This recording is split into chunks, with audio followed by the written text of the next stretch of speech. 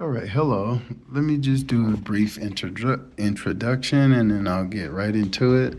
My name is Arthur Wallace. I'm a PE teacher and I teach. My license is for secondary teaching, which is 6th through 12th. But here at Legacy Academy, I teach 6th through ninth grade.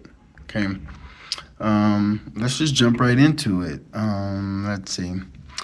So we'll go into the guidelines for success or mantra. For my philosophy, it's about orchestrating and implementing a contract for students and parents to sign. This contract is just to let me know that the student and the parent they understand the expectations of my PE class. So the main three categories that I hone in on are as follows: respect yourself, respect your peers, and respect the equipment. Overall, my endeavor is for students to is for them to be safe while having fun at the same time. So respect yourself. If you're being bullied, if students are being bullied, they can come to me. I have an open door policy where they can come and talk to me because they shouldn't be treated as such. Respect the equipment. Don't break the equipment. It's pretty straightforward. Number three, respect your peers. No name calling, no pushing, no shoving, etc. Post-it rules. Post-it rules, I have them in the locations of the classroom and also in the gym on the court, basketball court. The classroom for PE, we're not necessarily in the classroom for a long span, not an extensive amount of time per se, but I do want the rules to be in the classroom so when students enter the class, they can see the rules as a friendly reminder. Now, when we transition to the basketball court, the rules are also posted there as well because we're there the majority of the time. That's where we perform and engage in all our activities. Attention signal. I have two attention signals, but I call them attention getters. My whistle. I blow my whistle when we're on the basketball court to get the attention of my students. When I blow the whistle, students know to stop everything they're doing. Their mouths should be closed, and they need to track me on the basketball court. That way, they can listen for the next set of instructions, transitions, etc. My other attention getter is in the classroom. When students enter the classroom, most likely it's a little vociferous at times. So I will use the phrase hands. And when I say hands, I'm raising my hand, and students are to follow the same, they are to mimic what I am doing. Basically, all students should be raising their hands and they should be looking at me and paying attention. And this is for a brief synopsis of what we're going to do for the day, taking attendance, and doing prayer. Expectations for classroom activities. Let's go to that. So, my expectations for class activities, okay. Describe the expectations of classroom activities and transitions. Routines and procedures until students arrive in the class on time. Students being fully engaged, participating. The relevance of routines and procedures is to make our transitional periods run smooth. This helps students to understand what they are expected each and every day. And this could be lining up in the gym quietly, standing on the baseline, getting ready for warm-ups, push-ups, sit-ups, etc. But yeah, that's pretty much the gist of that. Encouragement procedures. I give direct praise to my students. If I see a student performing the exercises correctly or engaging in the activity, I'll say, great job, Sally, or I see you working hard, Tom, so on and so forth. Because I notice a lot of times this helps and this galvanizes students to take action, to participate, and do the right thing. The next thing we're going to go to correction and procedures for misbehavior. A lot of times I will sit a student out for 2 minutes to take a brain break, and then I'll let them back in. Or if the infraction is severe, they would have to sit out the entire time and write a 1-page reflection paper, and then they receive 50% of the credit for that day opposed to receiving 100%. Okay, and I'm just giving a short synopsis. A lot of this information will be submitted as well, so I'm just covering it pretty briefly just to get everything in a nutshell within the time ration, the duration of the 12-minute mark. Okay, beginning and ending routines. Routine 1, let's see, for how students will enter the classroom. Students must enter the classroom fully prepared, meaning fully in PE attire, sneakers, shoes tied, and just ready to participate. Routine for how students will be instructionally engaged while taking attendance.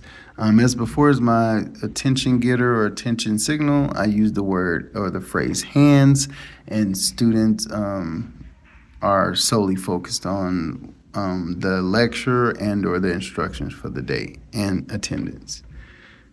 Let's see. Routines for dealing with tardies. I have a 0 tolerance for tardies.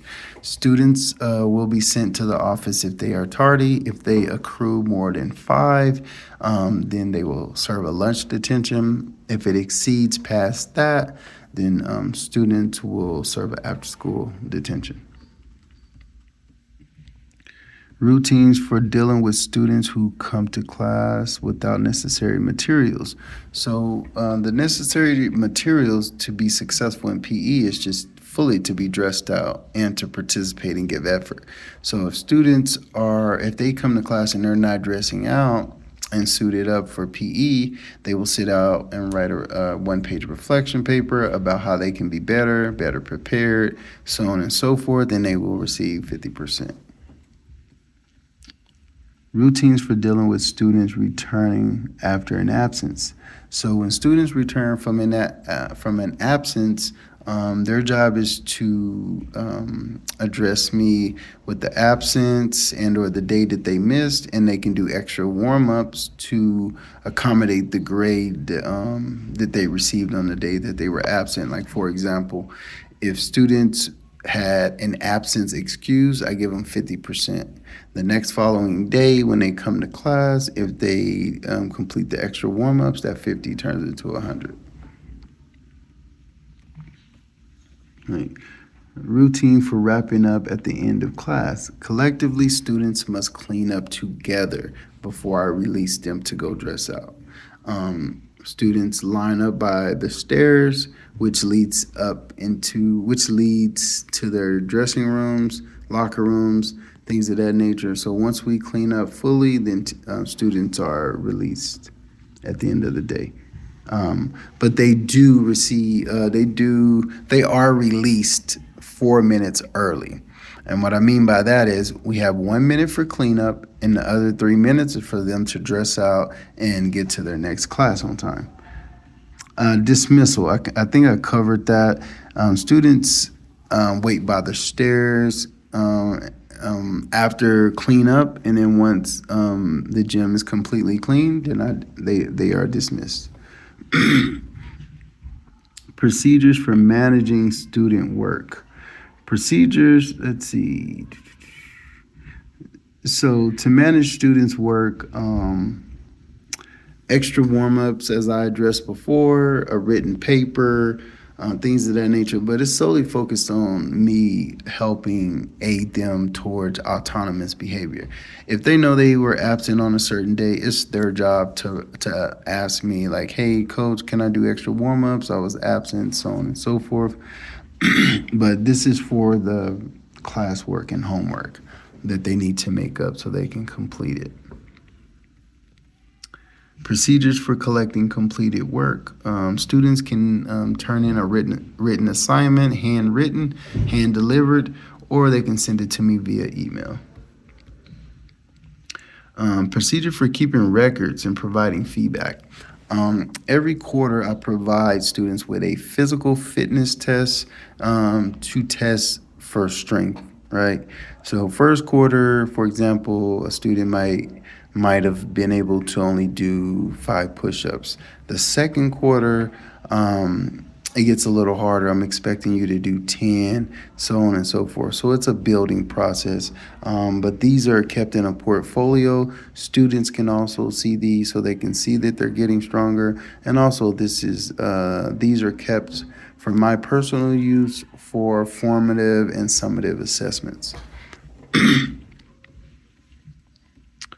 Okay, so that's all in a nutshell. Let's get to the procedures for management.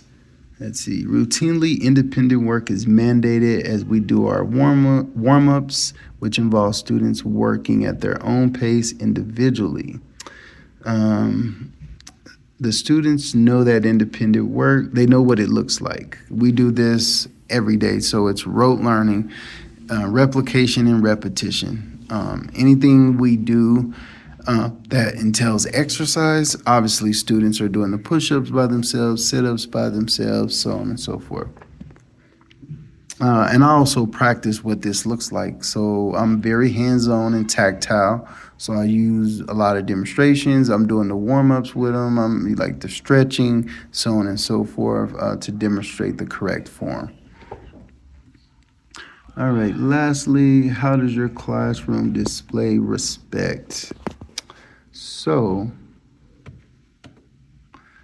classroom respect is solely focused on let's see, sorry, lost my place. Not talking over each other, having a theory of mind, meaning understanding that others have different perspectives. We all don't think the same, right?